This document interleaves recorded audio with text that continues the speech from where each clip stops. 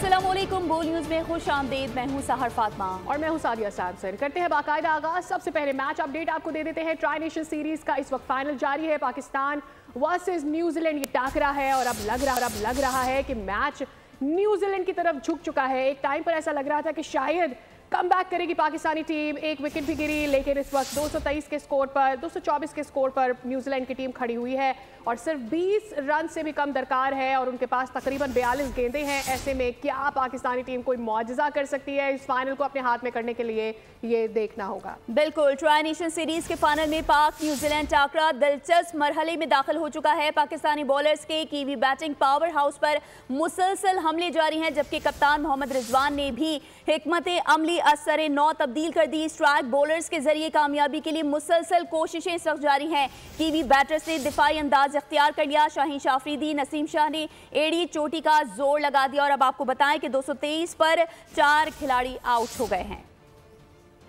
3 मुल्की सीरीज के फाइनल में पाकिस्तान ने न्यूजीलैंड को जीत के लिए 243 रन हदफ दे दिया है और रिजवान 46 और सलमान अली आगा 45 रन के साथ नुमाया तरीन है। तैयब ताहिर ने 38 रन आज बनाए। बाबर आजम 29 और फ़खर जमान 10 रन से आगे ही नहीं बढ़ पाए।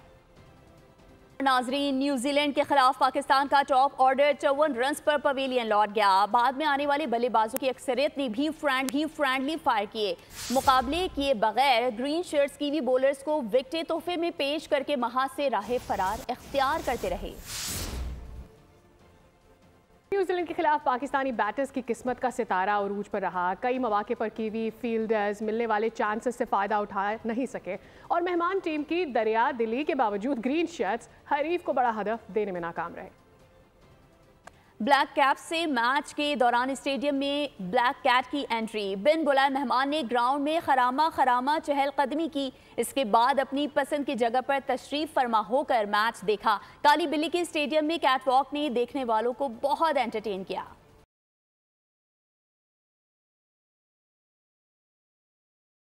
काली बिल्ली ने मैच कैसे एंजॉय किया, ये जाना। बात करते हैं कि फैंस कैसा महसूस करें। पाकिस्तान क्रिकेट टीम की आज कारकर्दगी ने शायकीन की उम्मीदों पर पानी फेर दिया है। शायकीन का कहना है कि टीम से जो तवक्कुआत वाबस्ता की थी पूरी नहीं हो सकी है। इस वक्त फैंस कैसा महसूस कर रहे हैं, काशान हमारे साथ मौजूद है, हमारे नुमाइंदे। Kashan, over to you. Fans कितने मायूस हैं आज की परफॉर्मेंस पर मैच की? हाँ जी बिल्कुल, देखें इस टाइम पे मैं आपको नेशनल बैंक स्टेडियम से रिपोर्ट कर रहा हूँ। पाकिस्तान और न्यूजीलैंड के दरमियान ट्राई नेशन मैच का फाइनल जो है वो आज जारी है और शौकीन क्रिकेट की एक बड़ी तादाद जो है वो स्टेडियम से हमें वापस जाते हुए दिखाई दे रही है। कैमरामैन सईद कमाल भी आपको मनाज़र दिखा रहे होंगे कि मैच अभी जो है हाफ हुआ है। इस टाइम पे शौकीन क्रिकेट की बड़ी तादाद जो है वो स्टेडियम से बाहर जा रही है। तो चेहरे से इतनी मायूसी क्यों नज़र आ रही है मेरे भाई? बस मैच हारने वाले थे तो इस वजह से बस हिम्मत। पाकिस्तान की परफॉर्मेंस एक्सपेक्टेड थी है, पता था न्यूजीलैंड वन साइडेड मारेगी क्योंकि न्यूजीलैंड के पास डेरिल मिचेल है, फिलिप्स है, उनकी बैटिंग लाइनअप पूरे 7 नंबर तक जाती है। आपने खुशदिल जैसों को नीचे रखा हुआ है और शाहीन भाई से अल्लाह का हाथ जोड़ के सवाल है, शाहीन भाई आपकी शादी तो हो गई, शादी के बाद आपकी एक परफॉर्मेंस नहीं है, प्लीज़ आप दूर रहें। आपने कहा कि शौकीन क्रिकेट की बड़ी तादाद मौजूद थी, जबकि मैच जो है वो अंदर जा रही है और 10 रन इस टाइम पे चाहिए और बैटिंग का भी शानदार मुजाहरा जो है वो किया जा रहा है। मज़ीद जो होगा आगे भी आपको हवाल बताएंगे मैच का। जी ठीक है काशान, आपका बहुत शुक्रिया। बाबर आजम एक बार फिर कोहली से भी आगे निकल गए। हाशिम आमला के बराबर आ गए। वनडे में तेज तरीन 6000 रन का एजाज 123 इनिंग्स में मुकम्मल किया है। इससे कबल हाशिम आमला भी इतनी ही इनिंग्स में 6000 रन बना चुके हैं।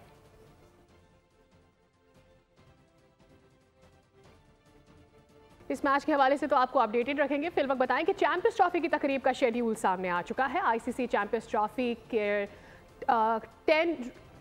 तकरीब 16 फरवरी को होगी, जो लाहौर किले के दीवान आम में मुनक्किद की जाएगी। शाम गए शुरू होने वाली इस तकरीब में क्रिकेट लेजेंड्स की पैनल डिस्कशन होगी, जिसके बाद तकरीब में आईसीसी और पीसीबी के अहम ओहदेदारान भी मौजूद होंगे।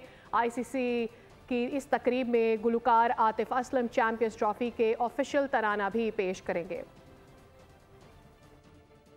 और साथ ही साथ आपको बताएं कि आईसीसी ने चैंपियंस ट्रॉफी 2025 के लिए इनामी रकम का ऐलान कर दिया है। इवेंट की मजमूई इनामी रकम $69 लाख होगी। गुज़िश्ता एडिशन के मुकाबले में इस बार इनामी रकम में 53% का बड़ा इजाफा किया गया है।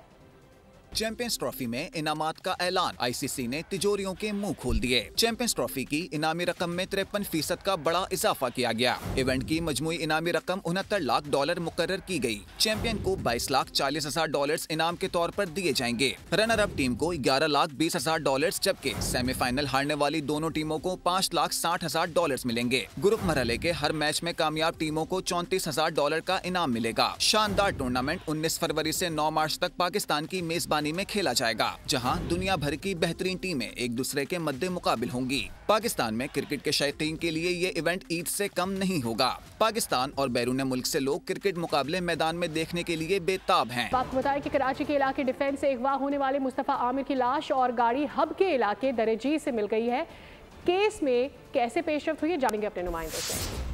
बिल्कुल, मोहम्मद काशान से अपडेट लेंगे जो डिप्टी चीफ CPLC शबर मलिक के हमरा मौजूद हैं।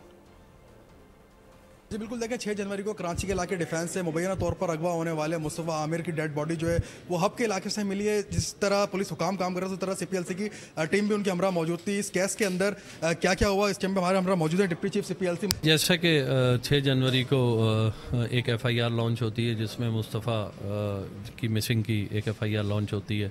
20 दिन बाद एक उसमें रैंसम कॉल आती है, फिर ये अगवा पर तावान का मुकदमा हो जाता है और CIA और CPLC इस पर मुश्तरका तौर पर वफाकी इदारों के साथ मिल के इस पे काम शुरू करती है।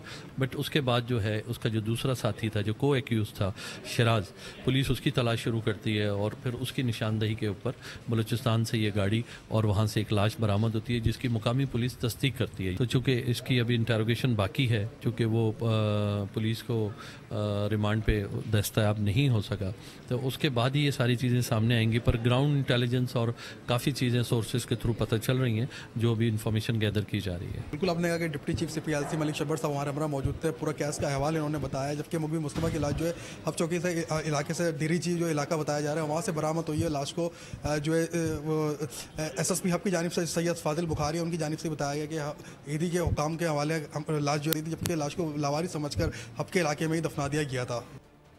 और अब ये बताएं कि सिंध पुलिस के मॉडल थानों में वही पुराने रवैये, अहलकार आपस में उलझ पड़े। शारे फैसल मॉडल थाने की तकरीब के दौरान सादा लिबास और बावर्दी पुलिस अहलकारों में झगड़ा हो गया, थप्पड़ भी चल गए। आला पुलिस हुकाम ने मामले की इंक्वायरी का हुक्म दे दिया है।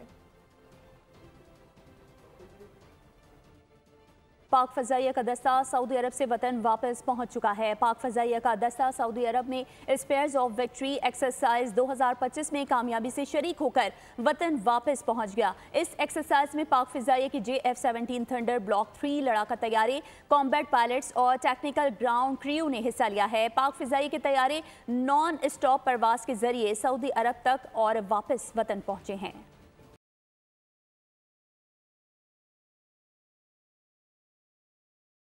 लाहौर के अदबी तख्त पर फैज़ अहमद फैज़ फेस्टिवल का आगाज़ हो गया है। भारत समेत दुनिया भर से फैज़ से अकीदत रखने वाले शरीक हुए हैं। पहले रोज़ तस्वीरी नुमाइश और प्रोग्राम मुनक्किद हुए। अब आपको बताएं कि सहरा चोलिस्तान में भारी भरकम धूल उड़ाती गाड़ियों के मुकाबले जारी हैं।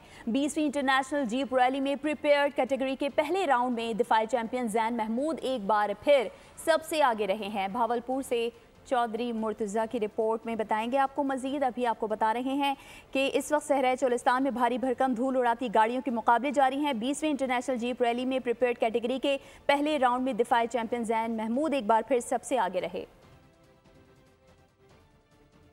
साथ ही बोल न्यूज़ से फिलहाल इतना ही। अपडेटेड रहने के लिए विजिट कीजिए bolnews.com। देखते रहिए बोल न्यूज़।